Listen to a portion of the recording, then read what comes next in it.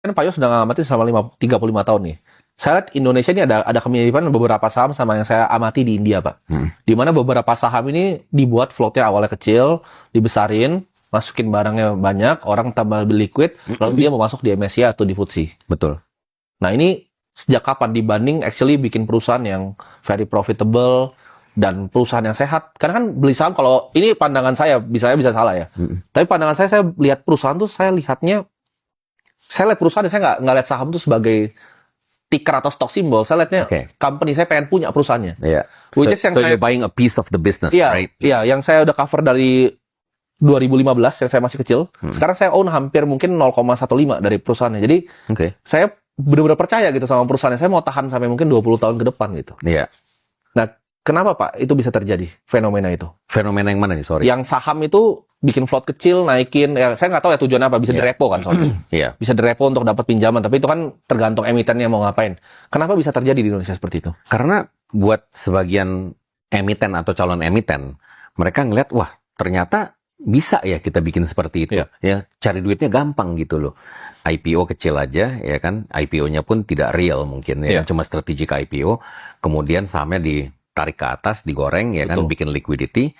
And then waktu masuk MSCI dia bisa keluar, dia bisa jualan tuh, ya kan, sizable gitu loh, ya kan. And then on top of that, ya kan, sahamnya bisa direpoin atau dijadiin kolateral di bank untuk dia dapetin pendanaan untuk kembangin bisnisnya yang lain gitu loh. Untuk bisnis yang lain nih. Untuk bisnis yang lain. Bisnis yang lain, ya kan. But that is the biggest incentive buat emiten-emiten seperti ini gitu loh. Karena saya juga, nah ini menurut Pak Yos sendiri, kan Pak Yos sudah ngamati selama 35 tahun nih.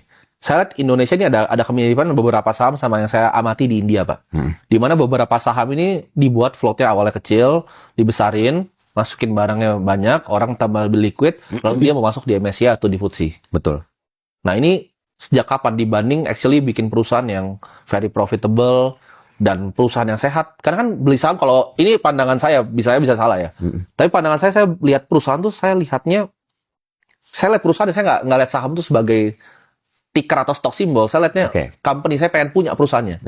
Which is yang you're buying a piece of the business, right? Iya, yang saya udah cover dari 2015 yang saya masih kecil.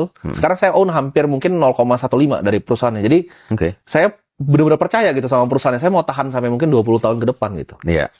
Nah, kenapa Pak itu bisa terjadi fenomena itu? Fenomena yang mana nih, sorry? Yang saham itu bikin float kecil, naikin, ya saya nggak tahu ya tujuannya apa, bisa direpo kan soalnya. Bisa direpo untuk dapat pinjaman, tapi itu kan tergantung emitennya mau ngapain.